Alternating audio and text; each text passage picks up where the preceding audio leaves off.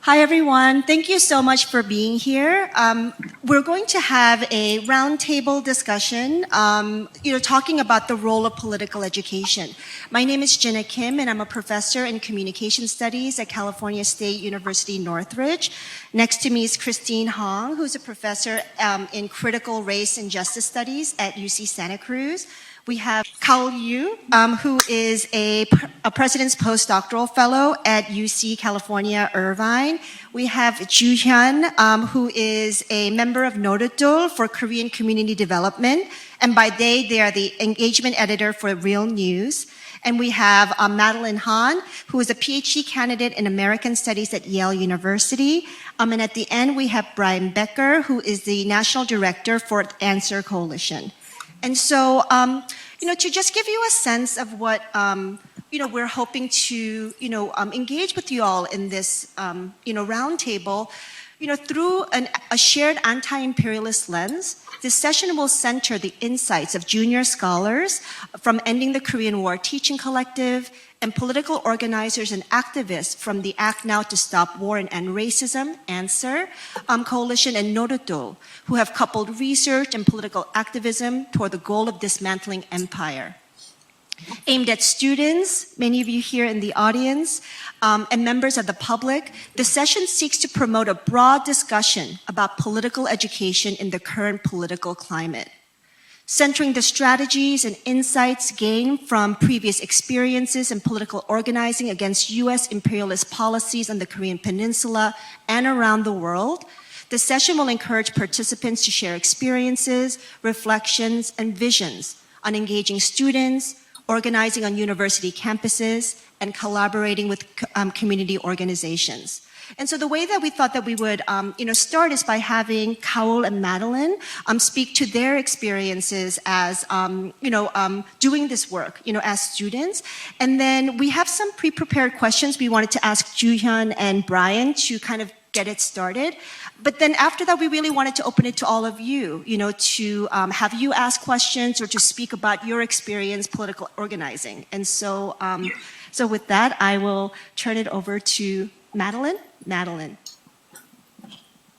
Hi, everyone. Thank you so much for joining us for the second session.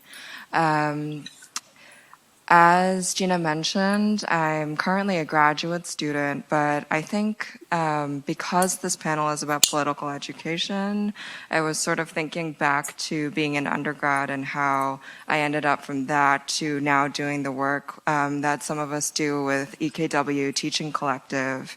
And one of my big turning points, I think, was really coming into ethnic studies as an undergraduate, as somebody who had been sort of swimming between different disciplines. I don't know if we have undergraduate students in the room, but for a long time, I was sort of caught between English literature and, say, East Asian studies. And we've kind of just talked about, right, the formation of area studies in our first panel as a kind of Cold War formation that's always necessarily tied with the military-industrial complex that is at the heart of it, the university. And so when I finally came into ethnic studies and learned more about the history, right, of the formation of ethnic studies that came not from the top down, but really from student struggles, right, all the way in California and the Third World Liberation Front, I was really transformed by the kinds of crucial connections that the formation of ethnic studies emerged from between, right, racism at home, but also imperialism and colonialism abroad, and where students were really linking their own struggles within the space of the university to a broader global formation of the third world. And so those connections across multiple scales are so important And now sort of being on the other side of things and teaching ethnic studies to my students, I think one thing I'm always moved by is their dedication to always transforming their knowledge into praxis and really thinking about what they can do from being people attached to a university institution in their own positionalities. So for example, where I teach right now at Yale, where the university has a deeply tense relationship with the surrounding community of New Haven. Yale, for example, as a private university and a very wealthy one, has its own police force. And so the organizing among the undergraduate students around abolishing the campus police is incredibly powerful and incredibly organized. And those students, right, are the same students who are now organizing around Palestine and investigating the kinds of connections between carcerality, right, at home and the police apparatus and the occupation and genocide of Palestine. So I think when I see these kinds of connections, right, being formed, the crucial connection or the crucial question becomes how do we continue, right, to make these kinds of connections across different geographies, but also different scales where we stand, and also, right, how we connect and relate to the world around us. So I will pause there and pass it to Ka-eul. Yes, I'd like to speak more broadly about my ongoing personal journey and also my relationship with political education, starting from my time in South Korea, and especially focusing on the diversity within political education and activism, and also how EKW actually expanded my horizon of it. So growing up in South Korea under a state-censored K-12 education system, I often wondered why the stories of my family, like my grandfather, who became disabled during the Korean War, something kind of like this kind of story were very much silenced all the time. And we only taught and learned about the heroic stories of soldiers. And we had to learn how that kind of a war involvement is so crucial and royal to the country and all. So I always wondered about where can we hear more of the silenced but more crucial stories in the mainstream narratives. So upon entering university, where I had the liberty to choose my major and classes, I naively anticipated that unraveling the complexities that had puzzled me since my youth. But however, my experiences as a working class student, especially at an elite private university in South Korea, fueled more about my questions around why this kind of silence narratives are still unheard, even in the university setting. So this prompted me to speak and search for more of the how we can articulate the unofficial narratives within the classroom setting and also beyond. Especially I was a student in English department, and a lot of our courses were around and centered on white literature and narratives. So I felt this is something still we cannot associate well, and that doesn't represent our own struggles and feelings as well. So with my friends in the university, especially who was from a marginalized backgrounds, we thought we as a community, we have to, and also we hope to function more as an agents of change. And we were starting to thinking about what we can do as a student. So we found it so important to organize political education network on campus. So one of the examples that we have done is that we started to reading more of the political post-colonial theories and Black feminist thoughts, and trying to see and use it as laying the groundwork for the decolonize our curriculum and try to incorporate more of the diverse voices in our curriculum and beyond. This kind of thought of political education has been more enriched during my time in UC Santa Cruz, during my PhD program with Christine, and also especially through my learning experiences in critical race and ethnic studies, and also my participation in campus-wide political education. That actually enabled me to see more of the fabric of U.S. militarism, and that also helped me to see my country anew. But now, as a postdoc and looking back at my time as a grad student, I also recognize that how political education has profoundly liberated me on many levels. But at the same time, I also recall so many moments of intense internal struggles and feeling hindered by barriers that seemed insurmountable. So especially as a neurodivergent international student and the first in my family to study in the United States, I faced the daunting challenges of language and also cultural barriers, and along with the constant fear of visa issues threatening my stay. So this often made me feel frustrated, and a sense of disconnection between my identity in South Korea and the United States also made me really struggle a lot. But especially during the campus wildcat strike for COLA, I felt deeply saddened by my hesitation to be on the front line or to seize opportunities to speak, often choosing to remain in the shadows. However, this experience also taught me about the significance of diversity and the expansive spectrums of political action and education and how that important it is.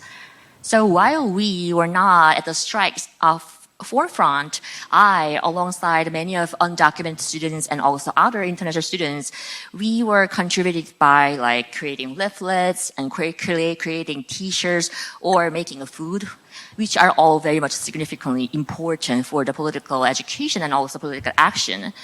So along with that, participating in EKW, that also has been invaluable pillar of support and empowering me to think more critically about the diverse ways to partake in political educations, especially through translating Korean language materials for the group and beyond. I could understand more critically about how the translating process itself is so crucial in conveying critiques of the U.S. empire from periphery to the core. That experience has solidified me, my scholarly convictions as a scholar from South Korea. And also through the conversation within the group, this whole conversation also compelled me to enhance the accessibility of our initiatives and also helped me to think more critically and put more of the essential discussions in disability, illness, and public health in our collective syllabus. So, and also this EKW constantly teaches me the importance of pursuing political education through and within the community outreach and also grassroots activists. So this experience also helped me and prompted me to be more actively connect with grassroots activists in South Korea. So after that, I can start building more of connections with the activists and try to support their activism and work together, especially through translating some of the important documents or materials that I can do as a scholar and educator too. So this is all I can speak for now about my personal journey. And I know this is deeply personal, but I hope we can generate more of the critical conversation later on. Thank you. Thank you so much, Ka-eul. So Brian and Ju-Hyun, if you could, we have a series of questions for you, and we'll just begin with some. But I do want to say, Ka-eul, how important translation is to political solidarity work. So I really thank you for raising that.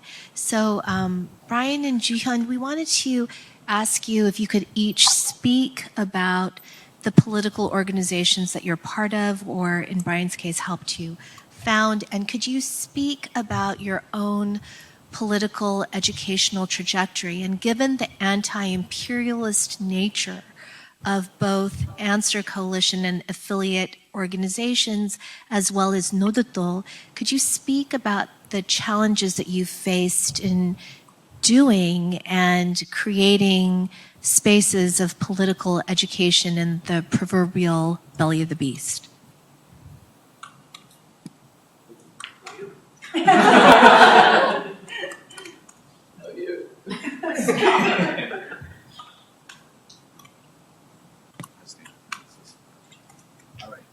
Can you, yeah, you can hear me. Thank you so much, and thank you to everyone for really this long, organized project, which has at its center the need to educate people in the United States, of course the Korean American community, but the broader society about how Korea is a colonial question, ultimately, and that the southern half of the peninsula is still occupied by tens of thousands of U.S. troops. And the ANSWER Coalition, which we formed 3 days after the September 11th, 2001 attacks on the World Trade Center and the Pentagon, we said to ourselves that even though there was a moment of terrible grief and anger, thousands of New Yorkers were dead. I lived close to the World Trade Center, actually. We had friends there. There was a moment of great anger and rage and grief, but we knew that the U.S. government would, as it always does, take advantage of that crisis, take advantage of that grief, take advantage of that rage, and cynically use it for its own foreign policy objectives, which are the objectives of empire. And in particular, that the U.S. would make a move to use the attack on September 11th as a pretext to invade Iraq, and then to take out Syria, and to take out Libya, to conquer Somalia, and ultimately, of course, the big prize would be Iran. So we formed a coalition 3 days after September 11th, when George W. Bush's approval rating was suddenly 90%, because it was a moment of war. And at the moments of war and war hysteria, it's very hard to be anti-war.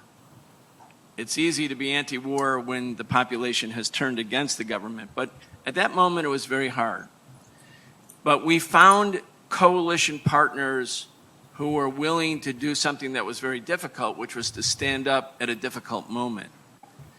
And 18 days after we formed the ANSWER Coalition, we had a demonstration in Washington, D.C. of 25,000 people that said, war is not the answer, and if the U.S. actually wants peace in the Middle East, the U.S. should get the hell out of the Middle East, because September 11th wasn't the start of that movie. It was late in the movie. And we've used the idea of public education and mobilization as an interchangeable set of goals and circumstances. You could see now with Palestine, since October 7th, the whole country has changed on Palestine. There has been immense mobilizations and organization and people going into the streets, and no politician can go anywhere in the country without being disrupted.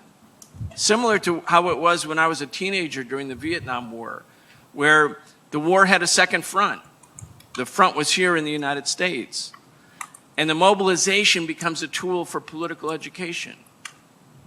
It's not the only tool, but when people go into the streets, when they feel the power of other people, when they think, oh, I'm not alone, other people think these same things, they want to be able to understand and explain why things are happening. Why is there a genocide against Palestine? And why does the U.S. now, even yesterday, send thousands of more bombs to Israel?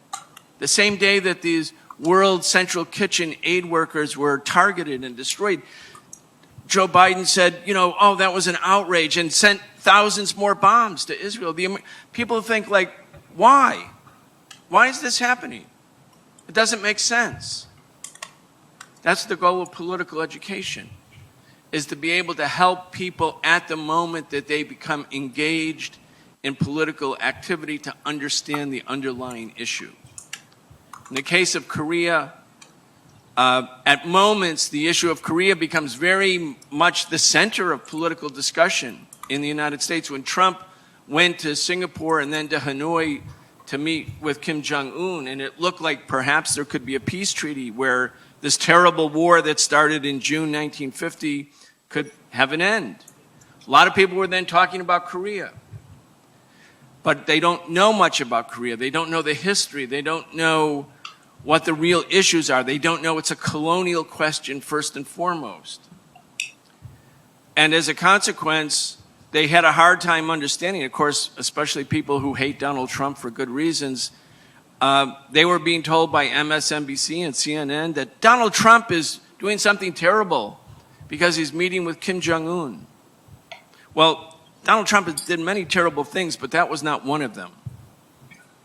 But that was a moment of political attention.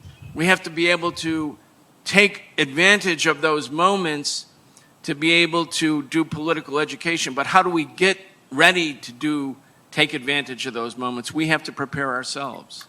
We have to learn. We have to build a cadre of educators, which is the purpose of this project, so that enough people, a broader and broader number of people, are integrated into the idea of political education on a particular issue. So at that moment when it becomes the centerpiece, there's a way for a progressive, anti-imperialist, anti-colonial perspective to take hold, as it is taking hold right now with Palestine. But we didn't start doing Palestine work on October 7th or October 8th. We've been doing it for decades. You see all these young Palestinians who are at the center of this movement, who are really leading the movement. They have such clarity. Well, how did that happen? That was through political education. That was having the connection to their homeland. The fact that you have a Palestinian diaspora where young Palestinians are connected to their homeland, connected to their culture, and now are taking their place as the rightful leaders of a movement.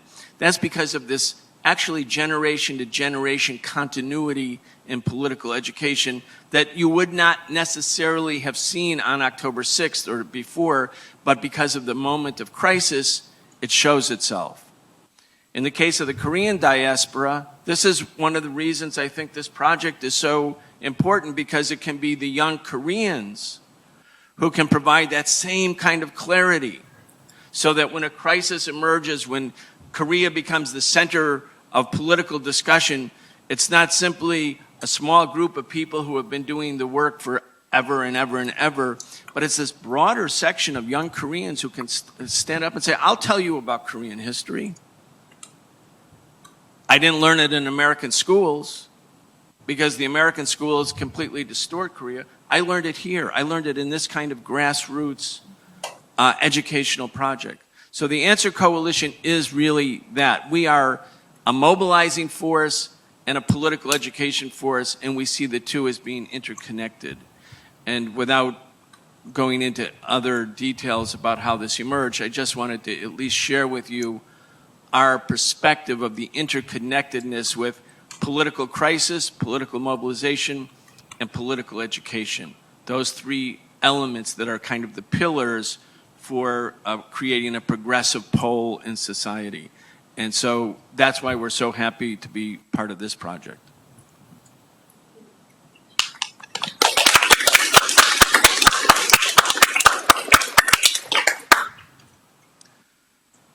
I want to echo Brian's sentiments around thanking the Ending the Korean War Teaching Collective, our hosts here at University of Maryland, College Park. It's really nice to be here with all of you to be able to talk about this work and to draw the connections between what our organizations are doing and the work that we're engaged in, which really is part of a common struggle. To introduce Nodutdol a little bit, Nodutdol was founded in 1999. I was not there when it happened. but I can fill in some information that I think is key historical information, not only to understanding the organization, but to the longer arc of Korean American organizing in the US, specifically Korean American anti-imperialist organizing. So in the 1980s, there was an organization known as Young Koreans United, which took the sort of first generation of mainly South Korean immigrants who had come to the US, many of them to study, and began to organize a solidarity movement supporting the democracy movement back home during the 80s against the military dictatorship of Ju-Hyun, which was backed up, propped up by the United States. Nodutdol, being founded in the 90s, was part of a different era, involving some of the people that had come out of that earlier struggle or been influenced by it in other ways. But the real impetus for it forming was actually the beginning of delegation trips to Korea, and that was initially to the South and then eventually to North Korea as well. And it was really through that process that people came together. They began to engage in study in order to actually embark on these trips to, conduct these visits back to their homelands. These were, in many cases, Korean Americans who did not have a strong command over the Korean language. And so, that also meant they didn't have a strong command over the history. They didn't have a strong command over the society. And so it was necessary for them to engage in that study in order to do the work of reconnecting, in order to, in a sense, return to the source. And it was through that process that the organization known as Nodutdol emerged. And Nodutdol, having been around all these decades, me not having been around for the majority of it, has gone through a variety of different phases. And I'm not going to really enumerate all of the different kinds of work that's been done there, but I think some common threads that have been held throughout has been the consistency of delegation work. I believe it's something like 11 delegation trips that were organized to the DPRK from 2001 to 2017, over a dozen similarly to South Korea. And that's not going to South Korea in the way that may be popular these days in the sense of K-pop tourism as there is now. Back then, first of all, South Korea was not like that. And I was there for that, so I can tell you that. And secondly, the purpose of these delegations is not to necessarily visit the sites that might be laid out in a tourism guide. The purpose is to actually form people-to-people connections with fighting organizations that are involved in a struggle for liberation. So that means visiting sites of US military bases where communities are fighting for control of their land, for clean air, for clean water, for protection from the violence of US GIs. It means visiting with militant unions that are fighting against some of the worst working conditions in the industrialized world. It means meeting with peasant organizations, with women's organizations, for single mothers, organizations for adoptees who have returned to Korea, organizations for members of our queer and trans community. So that's sort of the context of a lot of the work that Nodutdol was engaged in for a long time, and which is still work that we're engaged in to this day. I believe, part of the question was around our sort of personal entry into it. So I guess to provide some information, I've been a member since 2019. Prior to that, I lived in the Bay Area. I was part of an organization called Hobak, Hella Organized Bay Area Koreans. And what really drew me into that struggle was particularly the flashpoint around 2017. I had recently graduated from college. I had entered the workforce. And, I had also partially grown up in Korea. So to me, when people talk about Korea, when they talk about the possibility of war, and also when I talk about the occupation, it's not something abstract. I lived in Seoul when Yongsan military base was still there. It was a huge formation, you couldn't miss it. Massive concrete walls, barbed wire, armed guards, all of it. The armed guards were not very attentive, but it's just part of the real dimension of actually living in the place. So that was kind of my entry into the organizing work and sort of this movement. And I think kind of building on what Brian was talking about earlier, and since this is a discussion on political education, I think one thing to emphasize is that there is the side of political education which is about becoming informed about history, about facts, coming around to new positions, but we're mistaking ourselves if we think that that is the purpose of political education.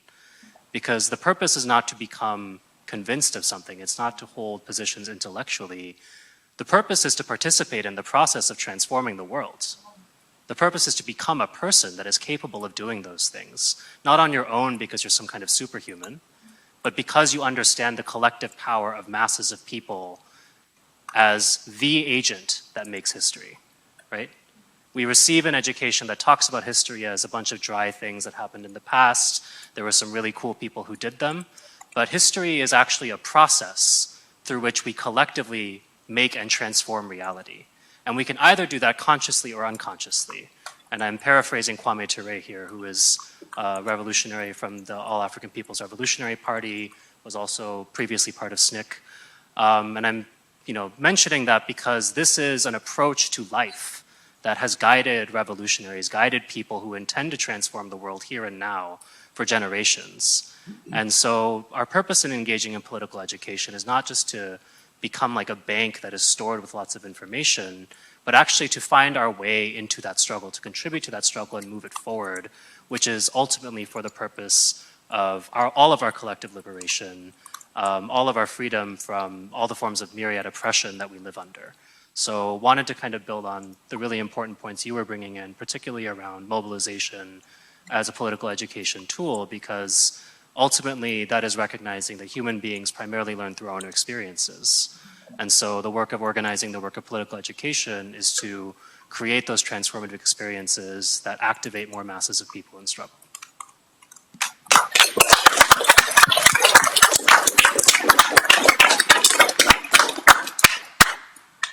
So I've been at UC Santa Cruz now for almost a decade and a half, and UC Santa Cruz had the negative distinction for a really long time of being the only long-standing UC that didn't have an ethnic studies program.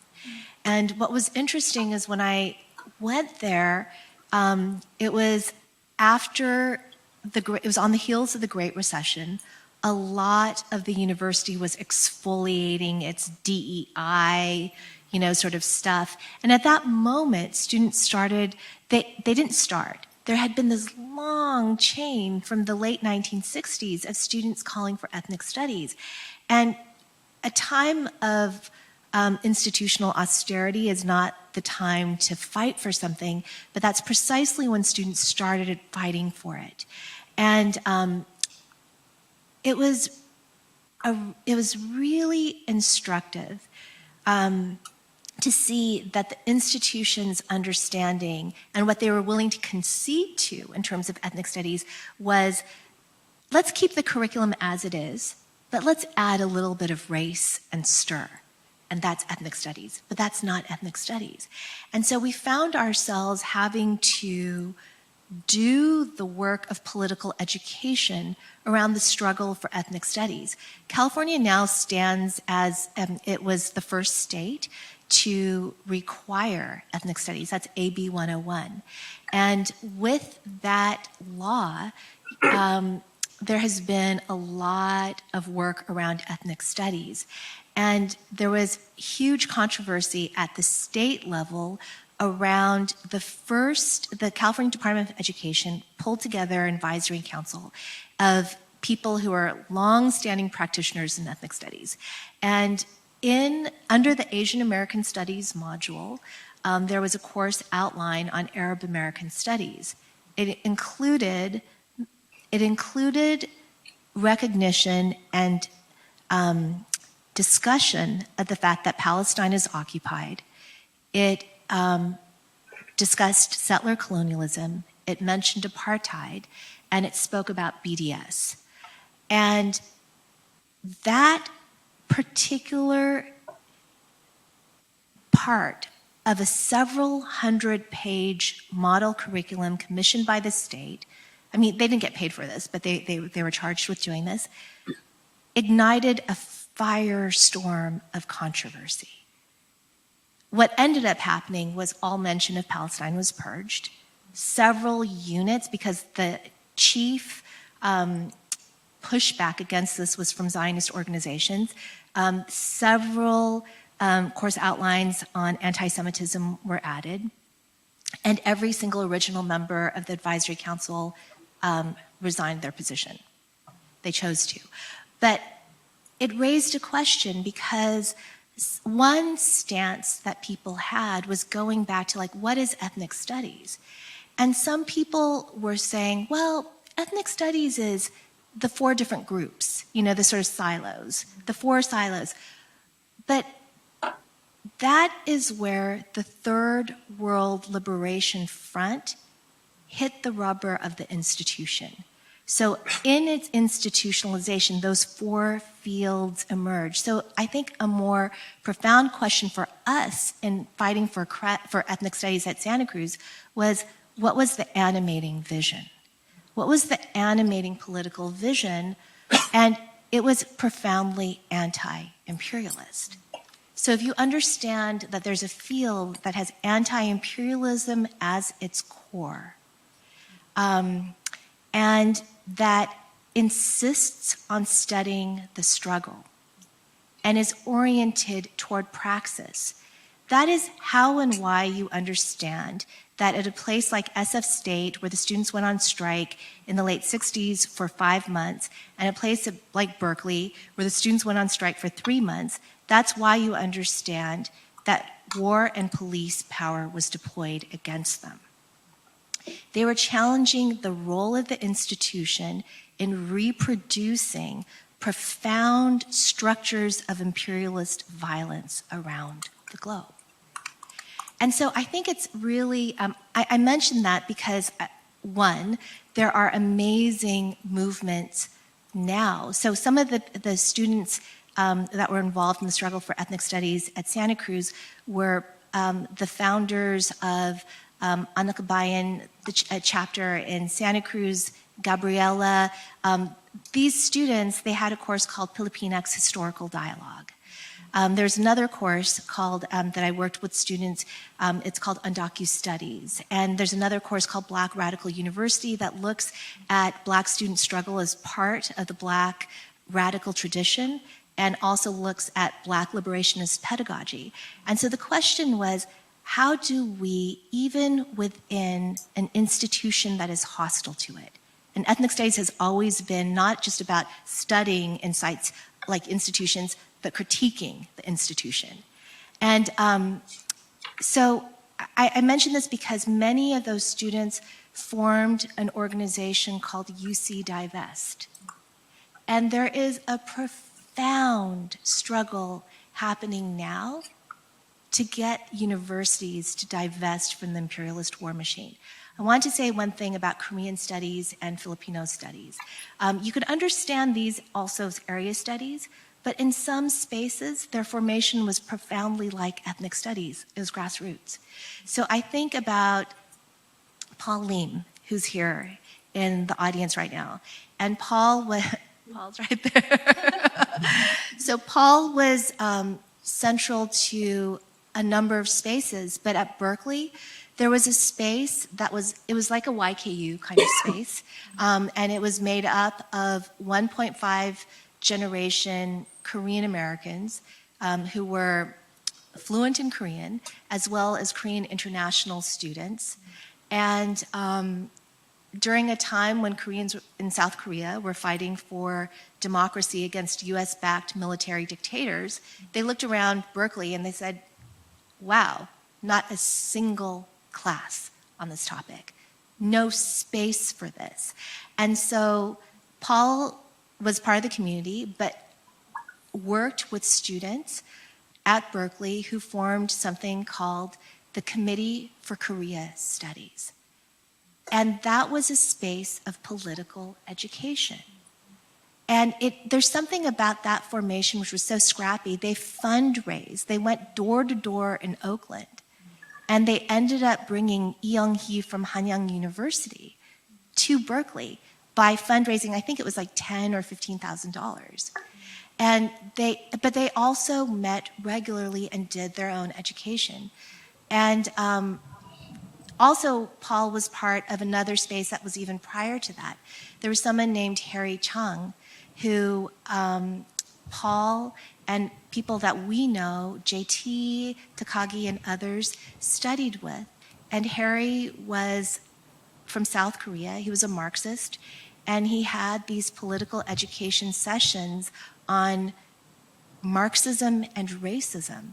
And so many people involved in anti-imperialist struggle took part in those back in the day. People who were part of the Venceremos Brigade, people who ended up using his terminology, racial formation, in, like Howard Winant and Michael Omi. There were people like Neil Gotanda, who was part of the critical race theory wing along with Cheryl Harris. I mean, she wasn't part of it, but, part of those kinds of discussions. And there are people who are doing organizing, profound organizing, people who are part of Color Lines, people who are part of Iwar Kwen, people who are part of many different spaces, and also people who are doing organizing work with with people who do domestic work. And so you can see how that kind of space informed both academic trajectories, intellectual trajectories, but so much organizing. And I just wanted to say that because there's something about, I see that with KDP, the Young Filipinos United, and YKU. There's something about those formations that sort of were transnational before Asian American Studies went transnational, and that profoundly brought together a kind of a critical wing. In the case of the KDP, so much so that 2 of their members were assassinated, likely by the Marcos regime on U.S. soil. But then I just want to say too that Ju-Hyun Rhea is here, and Ju-Hyun anchored things for so long in terms of political education for much of the diaspora, and I took part in those spaces, and I'm really, really grateful to have had that opportunity. But we wanted to ask a question, and Jinah, we should probably open it to the audience. Let's do it. But why don't we ask this question? Yeah, we're going to ask, both in Palestine and Korea, the mainstream messaging is that the status quo is unchangeable. And there's so many forces that militate against structural change.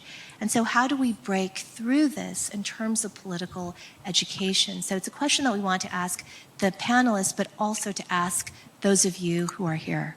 And this session is meant for us to, just an appreciation too. ANSWER has always worked in solidarity with us, and we're so appreciative, but this is an organizing space for us as well.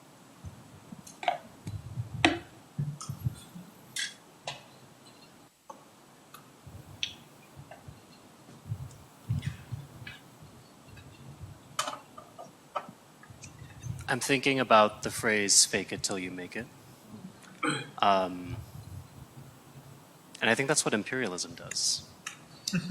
Is that the order that we exist under is presented to us as the only way that things could be, right?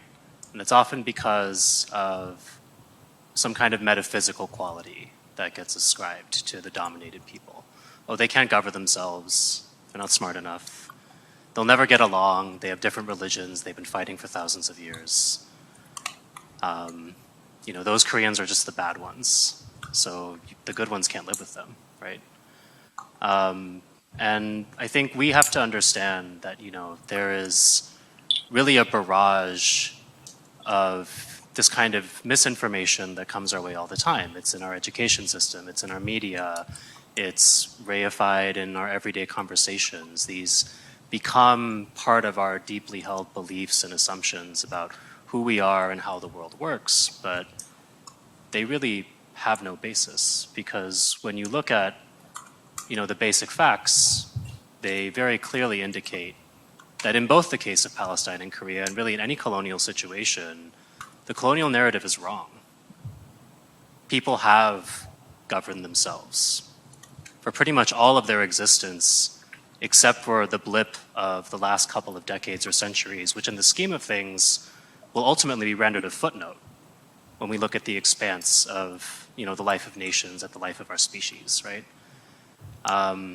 When you look at Palestine itself, this is not a religious conflict, right?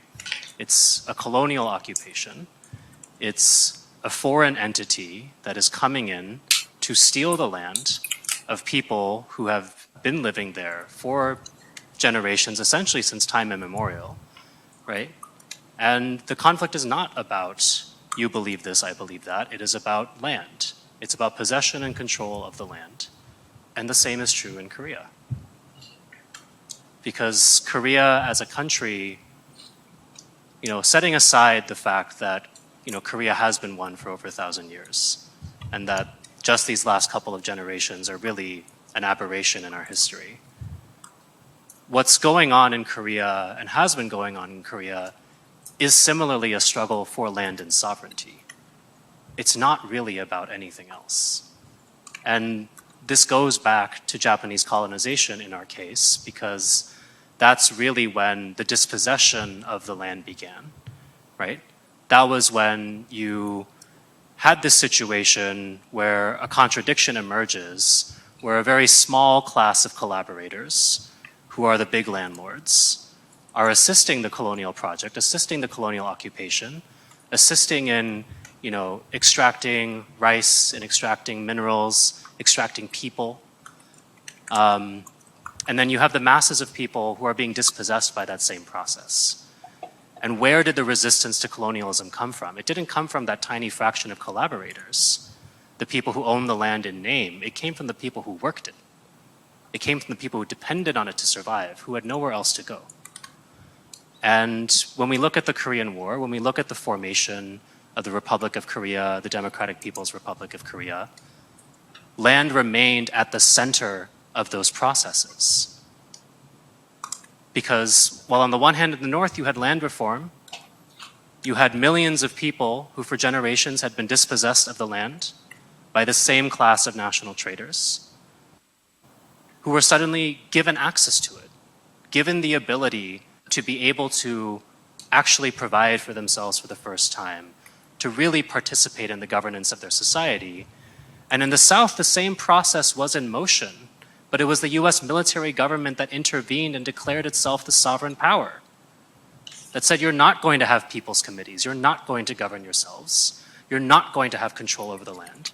We're going to take the land that was previously owned by the Japanese monopolies, and we're going to hand them over to the same Korean traders who once served the Japanese and are now serving us. And that's still the ruling class in South Korea to this day.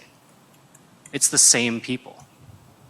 So when these narratives that reality is immutable, that nothing can be changed, that we're all weak and powerless and we just have to accept the way things are, we have to understand who's speaking, first of all. Understanding that those people have interests that are in diametric opposition to our own. And finally, understanding that they're lying.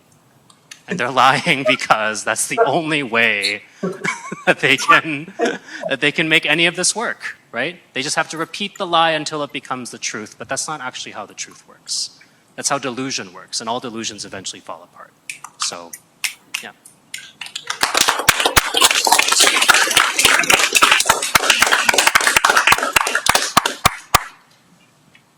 Yeah, thank you. That was amazing. And when we're looking at what's driving, say, the U.S. to be in South Korea, why is the U.S. still have tens of thousands of troops in South Korea? South Korea is a strong economy, big country. Why are the U.S. troops there? Why? Well, the U.S. says, well, we have to protect those South Koreans because North Korea otherwise will be a great menace. North Korea will invade. North Korea is going to come and take over South Korea. I mean, it's so obvious when you just think about it that that's actually not what's about to happen. But they have to have a narrative to explain and justify and provide a pretext for the pursuit of imperial interests. 400 years ago, you didn't have to worry about public opinion. Well, you don't have to go back 400 years. Go 100 years ago. When the U.S. invaded Haiti in 1915, the U.S. Marines got off the ships and marched to the center of Port-au-Prince and took all the money out of Haiti's bank and took it back to the boat and brought it to New York City, and it became stored in Citibank. All of Haiti's money was taken. They didn't say, well, we're going to help the Haitians. we're going to civilize Haiti. They just like, no, we took it because we can. But now, 100 years later, you have to take public opinion into account. It's a modern world. So you have to provide these narratives, these justifications, these pretexts to show that everything the U.S. does, when it went to war in Korea, it was for a noble cause. When it went to war in Vietnam, a noble cause. When it went to war in Afghanistan, noble. Iraq, noble. Iraq again, noble. It's always noble. It's always something good. The U.S. bombed Libya and destroyed Libya in 2011, the country in Africa that has the largest oil reserves in the African continent, and that was to protect civilians. So they can't really just say, look, we're going there because we want to exploit and oppress and steal those people's land and natural resources, because that won't fly. You have to give it a noble cause. You also, and this is another task for political education, not only to reveal the underlying class interest in a struggle, we have to come against the biggest propaganda problem that we face, which is the demonization of the target. If the U.S. wants to target Iraq, they had to demonize Saddam Hussein. They had to make him look like the biggest monster in the world. Because otherwise, how can you justify just going and invading, shock and awe, destruction of a country that's at peace with you? You have to demonize the enemy. The Palestinians have been the most demonized people in the United States for decades in order to justify the U.S.-Israeli theft of the Palestinians' land. And if the Israelis drop 2,000-pound bombs on a hospital, that's defending itself. And if the Palestinians dare to shoot back, they're terrorists. So the narrative becomes a way to create an overwhelming pretext or justification. At the end of World War II, August 15th, just days after the U.S. dropped the bombs on Nagasaki and Hiroshima, incinerating 100,000 people in an instant, and showing the world that they had a weapon that no one else possessed, they demanded that Japan sign an unconditional surrender to the United States. And so the Japanese did. And what was the condition that the U.S. imposed on Japan at the time of their unconditional surrender?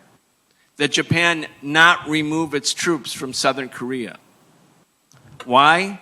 Because they wanted the Japanese troops to retain their position until American troops could come and become the new colonial overlord over South Korea. It wasn't about liberation. If it was about liberation, you would say, Japan, get the hell out of Korea. But no, they insisted that the defeated Japanese army stay in Korea, in spite of all of its crimes against the Korean people. Because it was always about colonialism. It was always about domination. So how do we overcome demonization? Palestinians, demonized.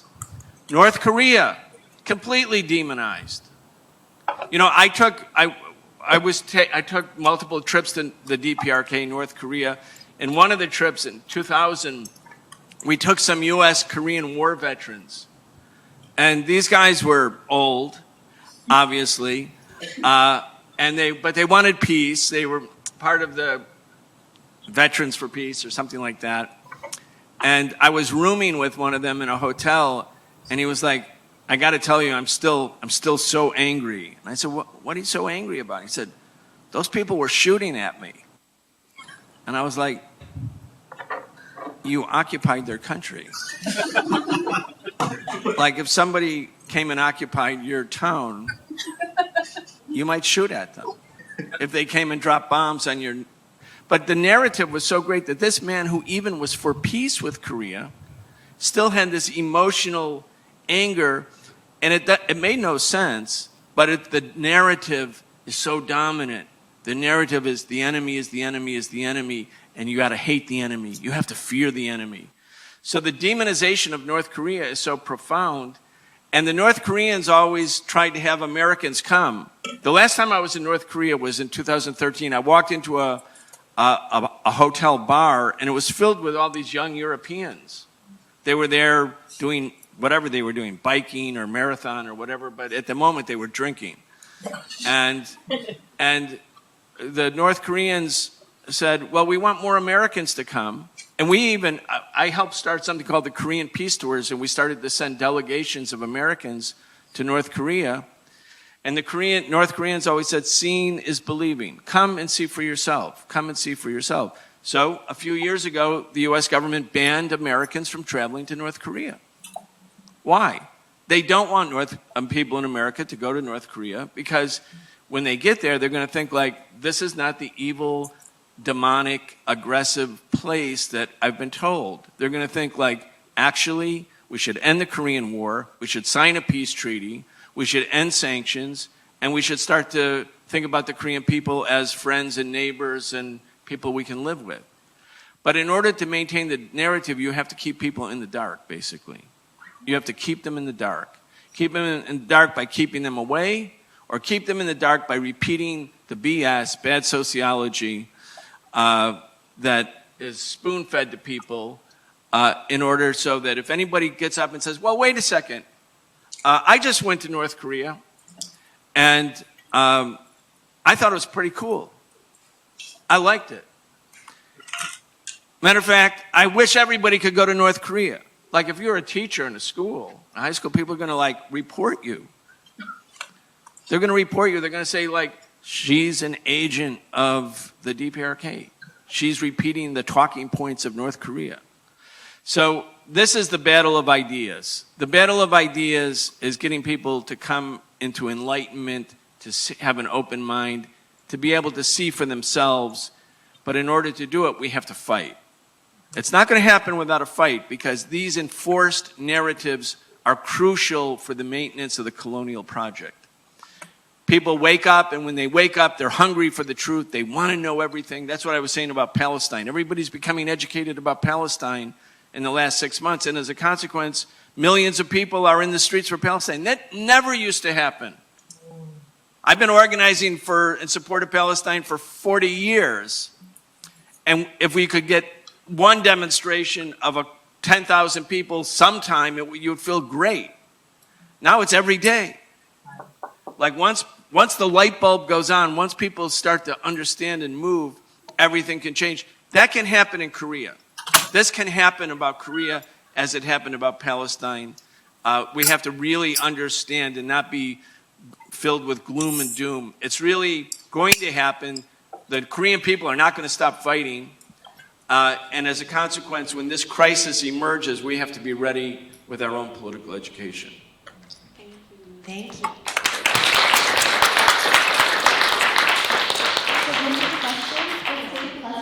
And also, we're a little bit behind time, but but we started late, and so I hope that we can take a round of questions and engage. Thank you. So mine may not be a question, but I'm just kind of working through. So my name is Youngju Ryu, and I teach Korean literature at the University of Michigan. And what I want to work through with you all, perhaps, is the relationship between Korea and Korean diaspora and the increasingly difficult task of forging solidarity. And I'm going to talk about that from my subject position of a sometimes self-hating Korean American. So I think, Christine, you mentioned YKU. I think in the 80s and even in the 90s, Korean Americans who found Korea as a cause had a relationship to Korea that I think was sometimes there was a tension there, internal tension, but that was much easier to maintain than it is now. So the tension there, just speaking from my own experience, on the other hand, you go to Korea, you meet activists, and at the time, despite the schisms within the Korean democratization movement, the democratization movement, labor movement, student movement, and unification movement despite tensions among them, moved as one, was capable of moving as one cause.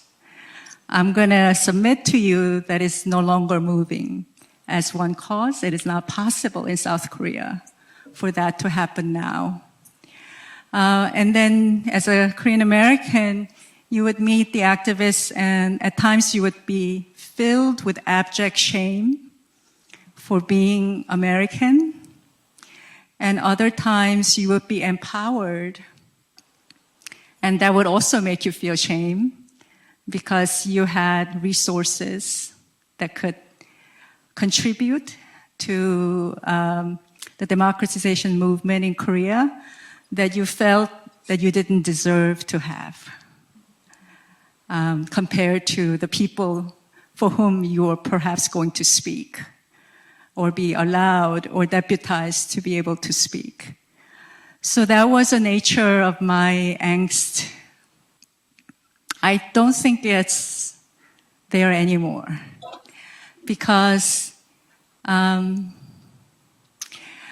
South Korea, well, I mean, so for that reason, I think coming here and listening to the first session was really eye-opening for me and inspiring because the provocation, the thinking about the global Korean War and transnational Korean War, and the provocation about watching North Korea, these are issues that are fundamentally American. And I think that's the ground on which the battle has to be fought now. It can't be about advocating for Korea.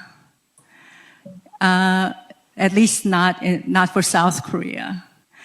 Because the movement has moved away, unfortunately, from the reunification as a moral cause, partly because they won that battle, and people who demanded that became institutionalized, and they revealed themselves to be not any better than those people that they were critiquing when they were student activists. Partly because the terrain of struggle now is formed elsewhere. Gender is a huge wedge issue. So in some ways, thinking of Korea and, well, within South Korea anyway, Korean unification is an issue that rings sometimes hollow, I think, within the movement. And South Korea is now poised to the latest export in the Korean wave for South Korea is defense. It's the infantry fight vehicles that they're selling to Australia, Poland. And these are largely hailed within South Korea as a real victory and part of the lemonade that they made with the thousands of lemons that the cruel history had thrown their way. And who are we to educate them about how they participate in how they now are part of the problem rather than the solution. So that, I mean, again, this is a hard thing, and I don't have any answers for it. And certainly I don't have questions for it. But what I'm seeing is, I think what needs to happen and what can happen and what we can do, because we're in the States, some of us who are Korean Americans, others who see solidarity as a global imperative. I think what we can do is to really say and make compelling why not ending the Korean War damages Americans, and makes that really imperative. But the kind of easy solidarity, as tense it was, that my generation was able to find even in the 90s, I think it's harder, much harder with South Korean democratization movement. unification movement. Okay.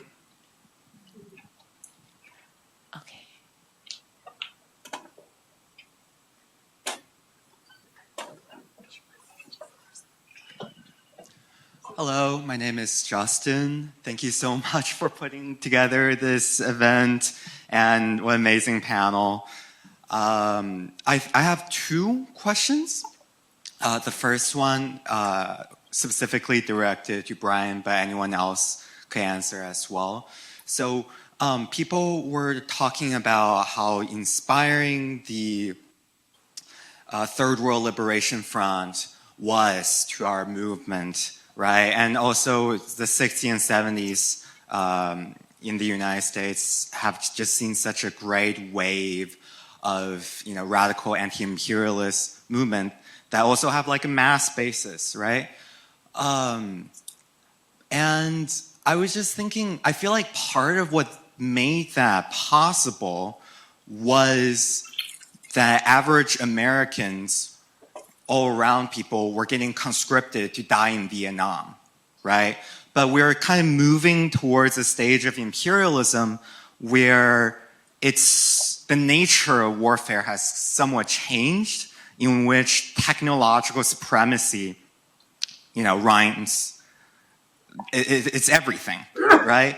And, within the past 3 decades or so, like all of the wars we've been seeing have barely been where they're one-sided annihilation, right? That they required minimal casualties from the Americans. And imperialism today requires so little challenge to the lifestyle of the average American worker. We no longer need dead Americans to exploit and starve Korea, no longer require dead Americans to commit a genocide in Gaza. And with this landscape, how do we get the American masses to care about imperialism? How can we get the same scale of movement that we've seen in the 60s and 70s?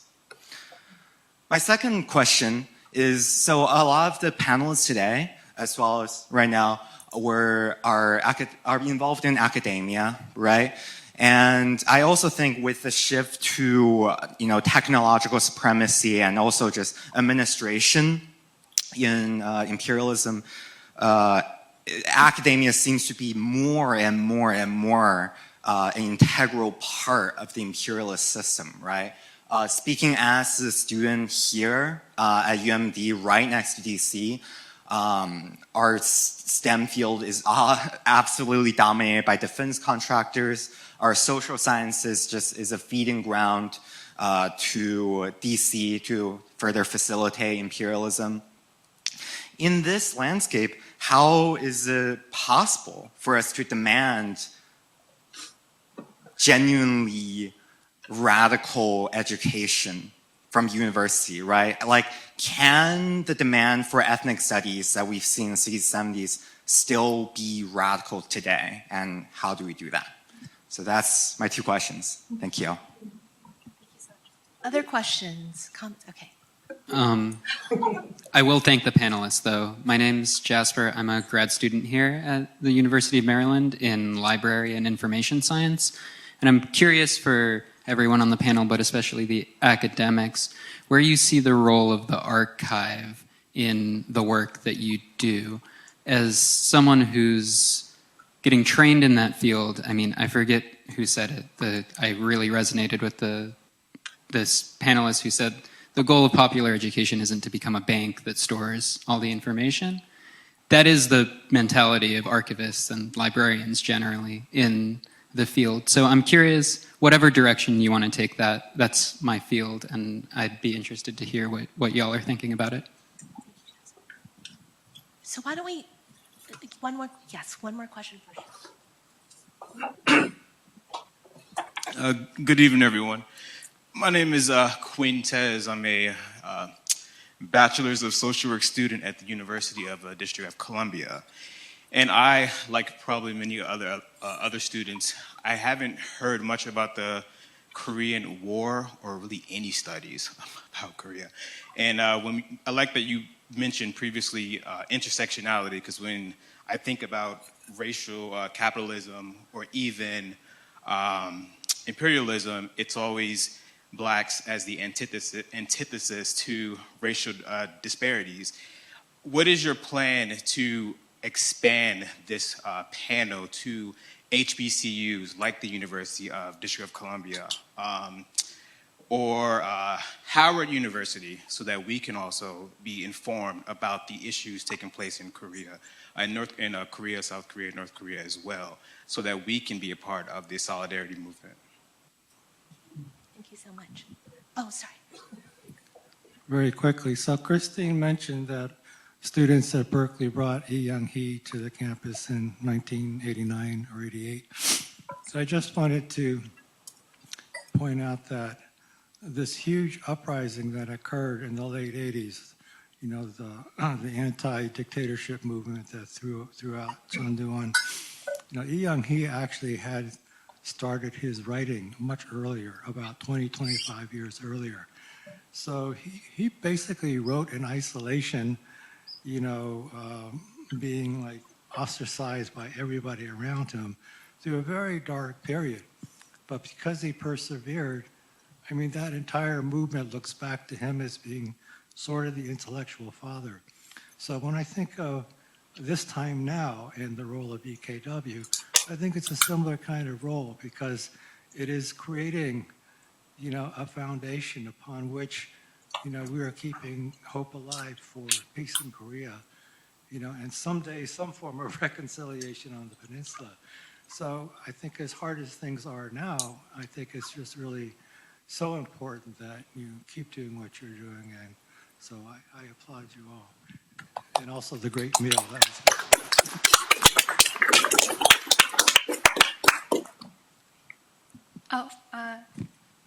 Hello, my name's Caitlin.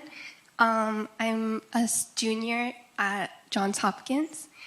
I had like a question from also like, it was kind of linked with the first seminar as well, but you guys talked a lot about like the people and the like experiences that are being told in these archives, like lived experiences, especially given that most of the stories are from human beings and their struggles. So I was wondering, in that aspect, I think it was Ka-eul, I think you also mentioned like other intersectional things that you bring, like disability or like neurodivergence.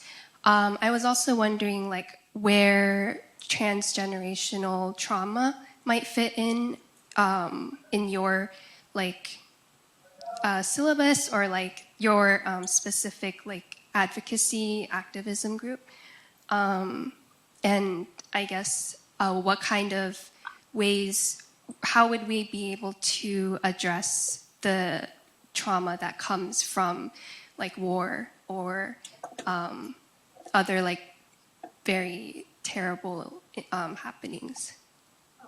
I can speak to the archive question. You know, I've been thinking about that a lot, you know, and I do a lot of work in the archives, especially looking at documents about the comfort women, you know, and this Palestinian scholar, Gil Hochschild, you know, really informed the way I think about the archive. You know, she encouraged us to think about not a past-directed look at the archive, where Gil Hochschild, you know, where we think that, you know, some kind of truth or some evidence that's going to, bring about justice exists in the archive. And what they're saying is that we've always known that that the comfort women system existed, you know, but we believe that somehow we have to find that there'll be some kind of like smoking gun or evidentiary truth that will then all of a sudden, you know, make the Japanese government, you know, realize that what they had always thought was completely and totally wrong. It's not that. It's not in the archive. It's what we read in them, you know, the way that we use the material to humanize the people that we talk about, the ways in which we point to the gaps and ellipsis, you know, and I think that's Sadia Hartman's work. where she points to the archive as a site of violence, is really important. And so not to think about the archive as possessing some truth, to not, or some kind of a gateway, that whatever is in there is what really is, what shapes our, political imperative, but what we do with the document, what we find in the archives, right, our orientation to it. Yeah, I can also speak briefly about how I think about my archives. And actually, the first thing I think about archives is not like a lot of unofficial narratives are not archived, but which should be more addressed more in academic setting and beyond. So especially for my teaching, I always assign at least one assignment for students to actually navigate and think more about their community archives, and also what kind of stories they can store and what kind of stories they can also archive. So we always thinking about starting from asking your grandfather or a grandmother. So we always thinking about all those kind of unheard histories as the center point of our conversation, and not just asking people around us, but at the same time, we always try to how that also captured in different formats of archive, like art, literature, and film at the same time. So that's also how we try to more address about the transgenerational trauma. And so archive has been one of the main tools that we have tried to think more about transgender trauma within academic setting. And at the same time, personally, I always invite my students to come to my office hour at least once. And a lot of, especially students from STEM field, ask a lot about how to understand transgender trauma. So I always introduce a lot of literature, film to start with. So all those things are what I try to understand more and use from the archives that's around us already. I think there were a couple of questions that were sort of thematically linked around the question of how do we actually produce mass struggles? How do we actually create historical change if we live in societies where the majority of people don't necessarily support that? And I think I want to kind of reframe that a little bit, because great historical changes, and I don't mean things that happen year to year. I mean epochal changes. I mean something happens and you're in a different era now. Those things don't happen because everyone gets together and they say, do we all agree? And everyone kind of nods their heads and they go, okay, let's do it, right? They happen because usually relatively small groups of people who have greater levels of ideological unity and organization than everyone else are able to create that new reality. And I think that's the case with anything big that we want, whether that's an end to US imperialism or reunification of Korea, right? And we have to understand these ideas and these goals not as just things we want for capricious reasons. We don't want it just because we're fickle and we feel like it, oh, that sounds interesting, right? We want these things because we see them as the actual solutions to problems that confront us on a material level every day, right? In the case of the US, let's be frank, this country is falling apart, man. I'm at the nation's capital. I had to take a $35 Uber to get here. It's not that far from where I got dropped off, right? There wasn't really a viable public transportation option.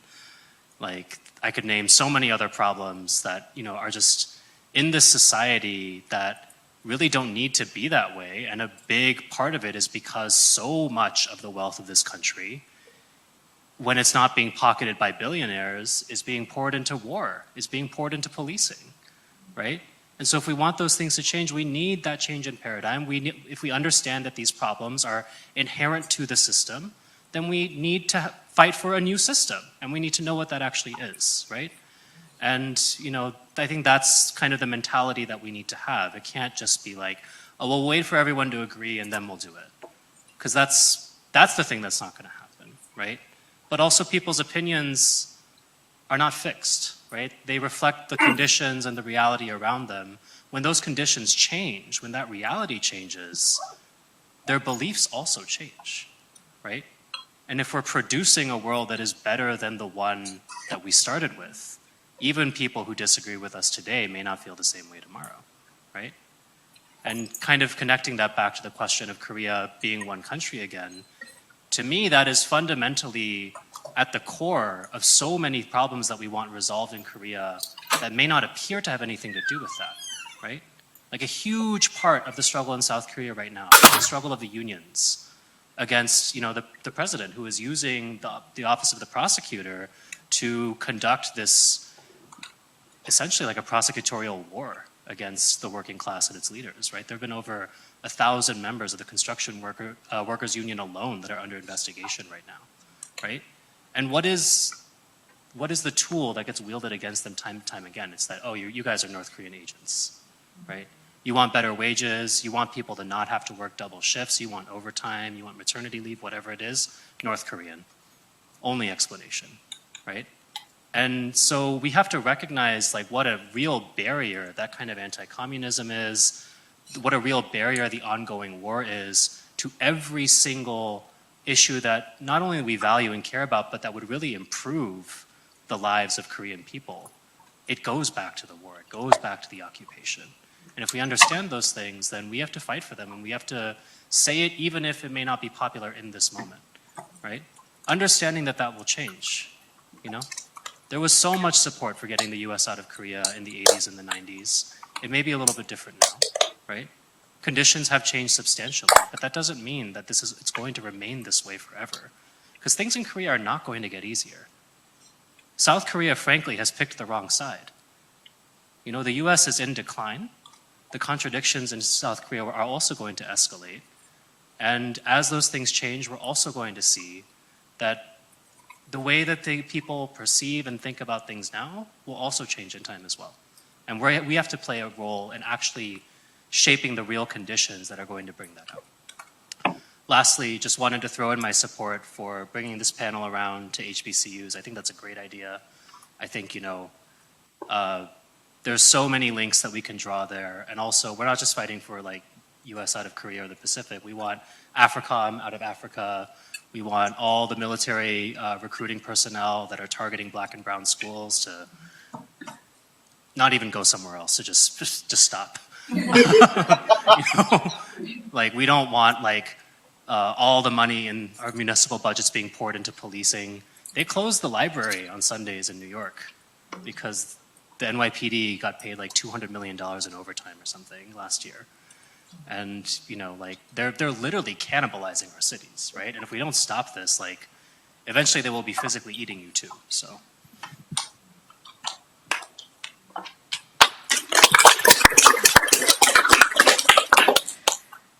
Yeah, I think I will try to address the archives question in relation maybe to some of the concerns, Youngju, that you brought up that I feel like I'm really sitting on, especially as a younger Korean American who mostly spent my life in North America, but now does work in Korea as well with organizers in the peace movement and anti-war movement there.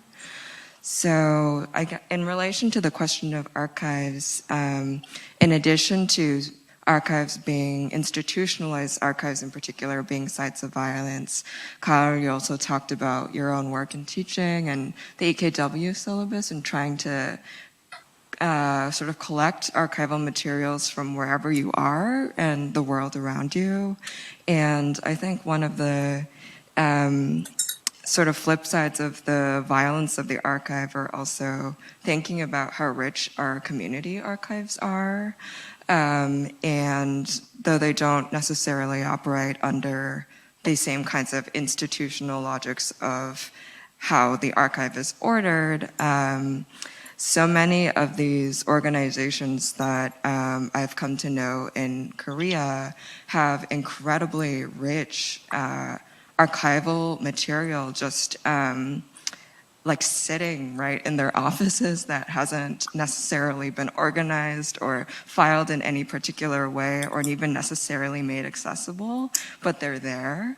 And so the question of how to work with that material, I feel like is kind of how to work with archives that maybe people don't even know exist, right, is a really exciting one. But yeah, I'm sort of thinking about the question of maybe like keywords for organizing or something in Korea and in the Korean diaspora, because Youngju, you brought up this term reunification, right, that has developed, that has really taken on a sort of different or maybe lost a certain kind of valence in certain Korean contexts, and potentially the different ways that it gets taken up in the diaspora. And I think when I am working with some of these peace movement orgs, I'm always thinking about what different organizations and what I mean by peace in my work. I think that there's a lot of thinking and a lot of writing around war, and not much thinking or writing around what peace means and distinguishing between something like security, right, that is co-opted by the ways that we think about national security and the security of the modern nation state versus something like safety, right, or community safety that's rooted in a more horizontal forms of relationships and care. And I don't know if that gets at all to your kind of question, but I think it's just to say that the words we use or the kinds of ways that different people and organizations articulate their objectives, I think is something like that requires a lot of attention and working through. And it's a question that I'm still sitting with. So I appreciated your provocation and your concern.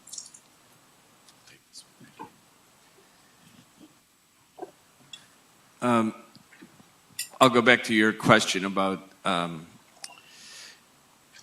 is the U.S. capable of sort of shielding the American people from the horrors of war by using drone technology, proxy forces, economic sanctions? Like right now, Cuba can't eat. Cuba cannot eat. Cuba in the 60s, the 70s, even the 80s was affluent by Caribbean standards. But the economic sanctions against Cuba are so severe, and there's no longer a socialist camp to counteract the U.S. sanctions. So they can't buy food. No bank will take Cuban money to transact. So the U.S. is destroying Cuba, trying to destroy that revolution because it broke free from U.S. domination. And Americans don't feel it at all. That's your point. It's like they're using other means other than the drama of sending troops who will be killed or injured to shield the American people, to keep them out of the fray, keep the American people on the sidelines. But there's a very strong, severe limitation with that. You cannot win a war by drones. You cannot really win a war simply by sanctions. You cannot win a war simply by bombing people. Even in Palestine right now, Israel has destroyed Gaza, but the resistance is still there. The resilience and the steadfastness of the people is still there. That's why the invasion of Rafah is so critically important. Will it happen or not happen? The U.S. went to war in Iraq in 2003, and the U.S. lost that war. And when they were going to war, we had demonstrations here in Washington, D.C. of 500,000 people and 300,000 people and hundreds of thousands of people month after month.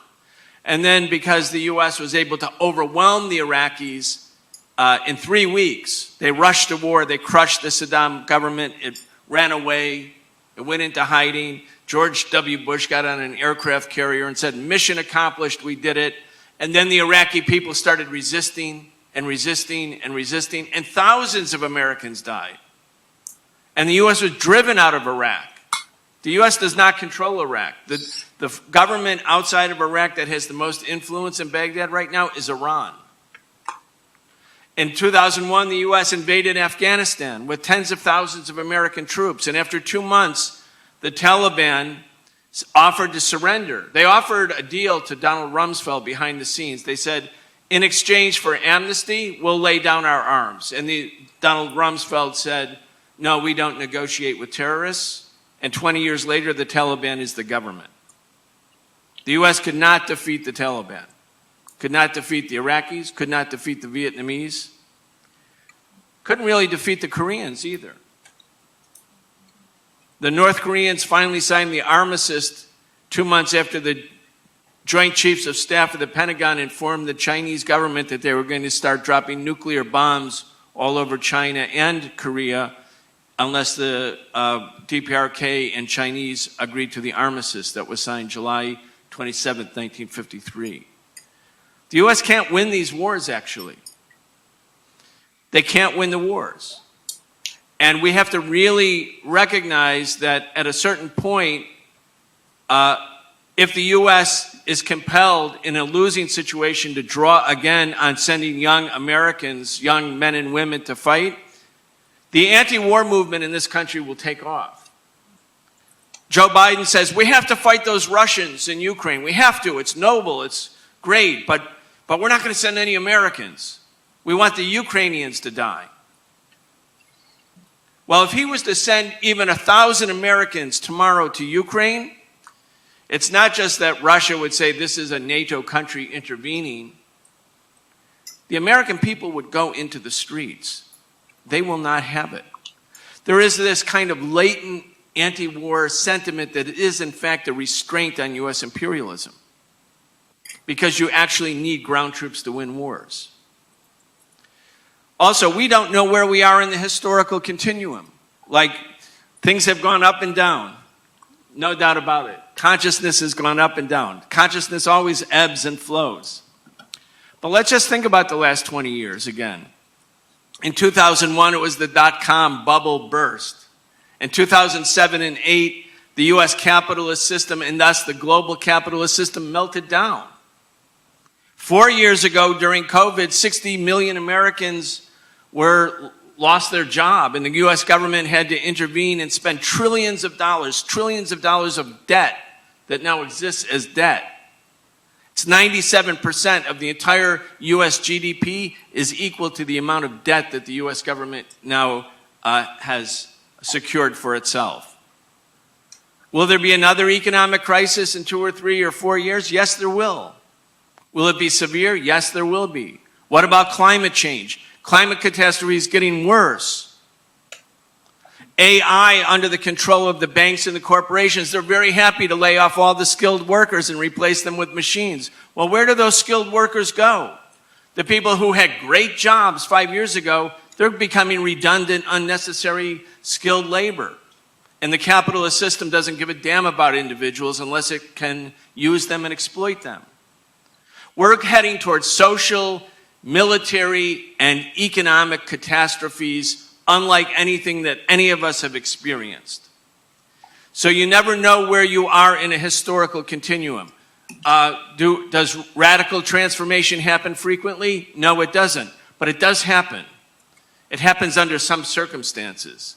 And the key to success is whether you have that dedicated, again, minority part of the population that's educating itself, learning, reaching out to its friends, its family, its neighbors, its co-workers, co-students, educating them, bringing them into circles of organization, teaching organizational skills. The question about the archives, as a Marxist, I go back to my favorite quote from Karl Marx: philosophers have tried to interpret the world. The point, of course, is to change it. The point is to change it. And so we use the archives, we use the literature, we use these education programs, we use our being together to recognize trauma, to recognize oppression, to recognize injustice, but in order to overcome it, like to have a fighting spirit.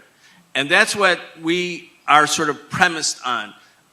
Paul mentioned about, I couldn't quite hear everything you were saying, but I think what you were saying was that the scholar who started the ball rolling maybe lived in anonymity to a certain degree or a certain degree of isolation, but then becomes the sage go-to a person. Each of us are building a step. We're building blocks.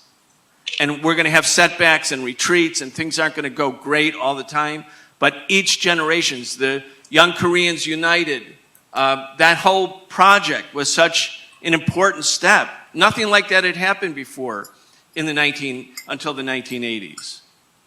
My first trip to North Korea was in 1989 with Im Suk-young and the YKU delegation. And she was a South Korean, for those who don't know, who 21 years old, who came to North Korea in violation of the national security law. And we marched from Mount Baekdu all the way to the DMZ. And every village we stopped in, the North Koreans came out to touch her. Millions of people came out because the division of the country, the colonial separation that the Korean people really weren't the determiners of. This, at least at that time, this feeling of reunification was so strong, so deep. As a matter of fact, North Korean security couldn't keep the people away. I thought we were going to die. I thought we were going to be run over by mobs of people who just wanted to touch her. And I think that as things go up and down, we keep the flame, the historical memory alive. We become the vessel for a historical memory. So each time a movement has ebbed and starts over, it's not starting from scratch. We're not starting from the beginning because we've done these kind of studies. The study is to keep the collective memory alive, to keep it alive and thus become a part of the struggle.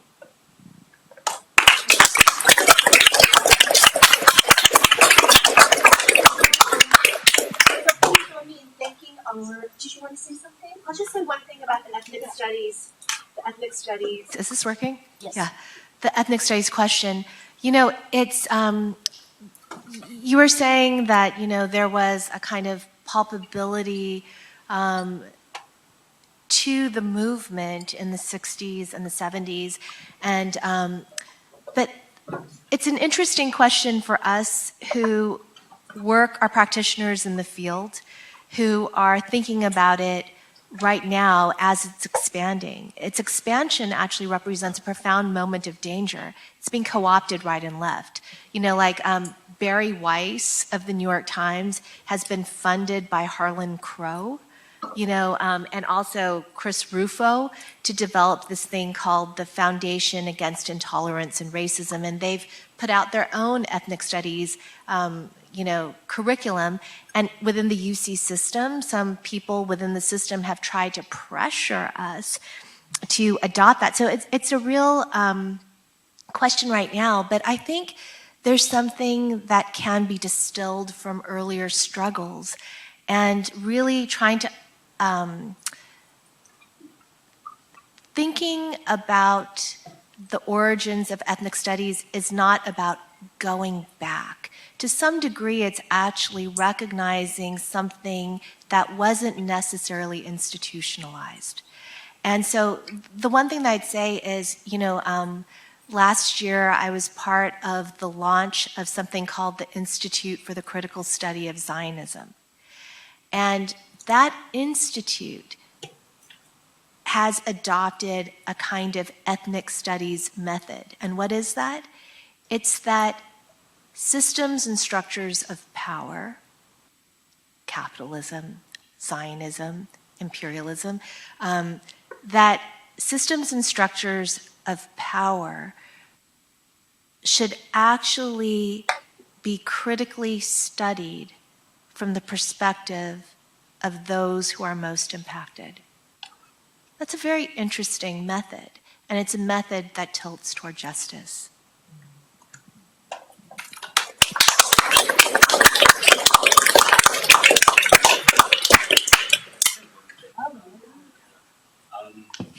There was a question that was in the list that were sent to us about like the role of student movements. And I was politicized by a student movement in my school around ethnic studies, actually. A lot of it was really directed by black students on the campus that were fighting for Africana studies. You know, there was a struggle for an Asian American studies minor, stuff like that. We used to just straight up call the school the plantation because that's what it is. You know, that is what the university is, right? The university at this point is a massive corporation. It runs hospitals. It's a landowner, right? It does R&D for the weapons industry, all these things that have already been named. But I think, you know, when you look at the historical role of student struggles, it's always been to bring that education beyond the university, but never through the university. In the 80s, the students who were part of the democratic movement, they weren't fighting on Chun Doo-hwan's universities being like, we want classes for workers. No, they were going off and setting up their own night schools for workers. In the 20s and the 30s, when Korean students who were Japanese educated went back home, they weren't, you know, fighting the Japanese colonial government, like, give us a Korean studies program. They were just creating night schools for the peasants, right? They were teaching them to read. They were doing all these things on their own. So, you know, kind of building off what you're saying, just make like a thief in the night, you know, run away with it. Don't let them, you know, seize it as another piece of like their property that they get to profit off of. Take something back and do it for the rest of us, because you're in the room. So do a little shoplifting. Yeah. And use it. And use that space because, you know, it's use it imaginatively. Don't ever commit to it or have faith in it.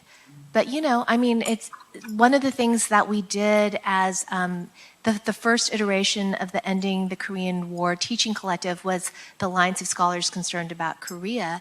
And when we got 80 people to sign on to teach a class in whole or in part, something critical about the Korean War and to view it through approach it through a decolonizing lens, I mean, there's something to be said about even that effort. And, you know, a number of us have put courses on the books. And within the UC system, I am hoping to collaborate with many people. And this is a course that was approved to be on the books in online modality with an infinite number of students. And it's called A Radical History of the Korean War. I would love to be working with you in populating that course with critical content.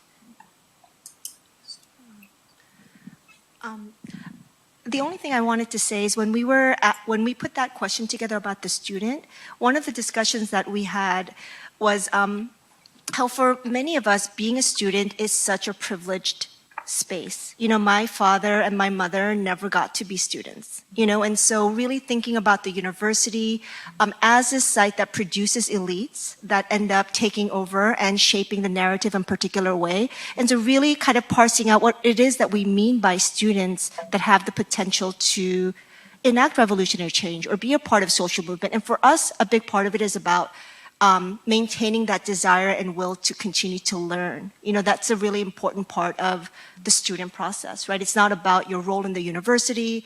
It's not about having some sort of institutional presence, but stealing from the university, you know, wanting to continue to learn. We're all still students, you know, and how it is that we continue to inhabit that role of student, you know, regardless of whether we're professors or, you know, whatever position of authority we maintain. And so, I feel like that's very much the spirit of learning and learning and that question of students that we addressed. So, yeah. I don't know. We have gone very deeply over time, but I think it's because we want to. I'm a terrible moderator. But